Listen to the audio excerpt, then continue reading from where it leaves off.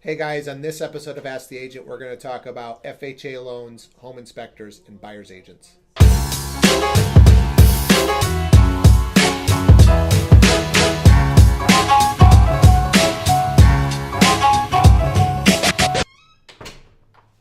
Hey guys, Steve Ravithis here with Ravithis Realty. Excited to bring you episode 32 of Ask the Agent.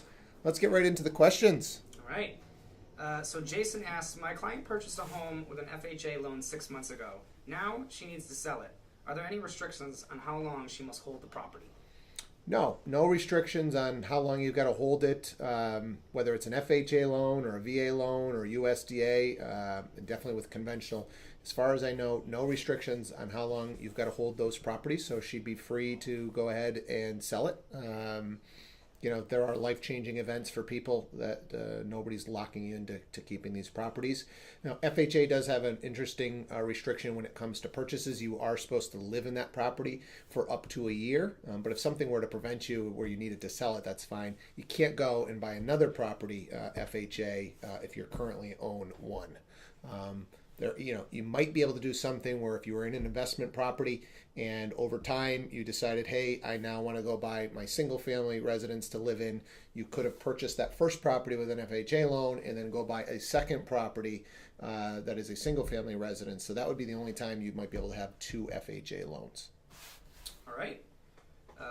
Yvette asks, starting to look at homes and I'm considering hire a realtor to help me. I'm curious how a buyer's agent gets paid.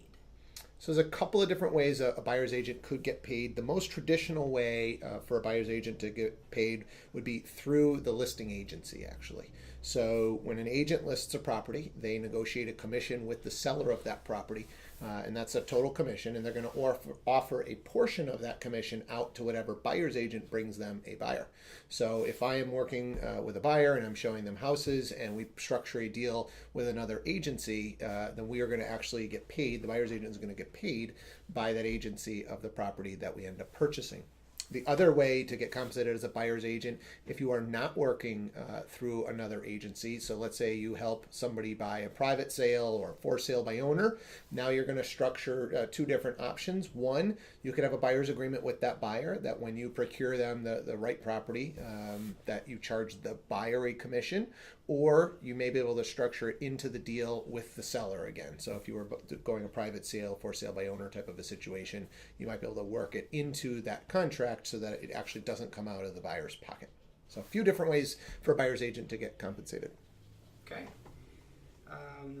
Last question is, I'm representing a buyer and the buyer doesn't want to use a licensed home inspector to do the inspection. Instead, they want to use an uncle who is a contractor. Is that okay? Yeah, I mean, we're always going to recommend that our buyers use a licensed home inspector on every single situation. Even if you are buying the property cash, we are going to recommend that you use a licensed home inspector.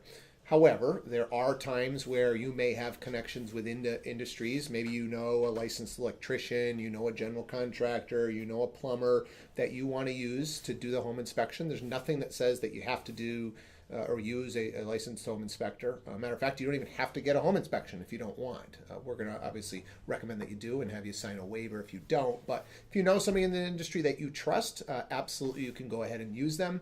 The one thing that I would make you aware of if you go that route is if there is something that turns up that contractor is not happy with, and now we want to ask the seller to make a repair, they may not trust the opinion of that person, right? So they may want to fight the opinion, and maybe they're going to go hire somebody else to say, hey, look, that's a friend of the family, that guy's not even licensed, or whoever you had look at it. So it could cause problems at the repair request stage, but most likely you'd probably be okay if you're okay and trust that person. That's all we got. 3 questions. Thanks so much. I didn't bang on the table too much, so I'm super excited. Guys, please use the link below. Submit any questions that you have, whether they're real estate related or just agent related, investing.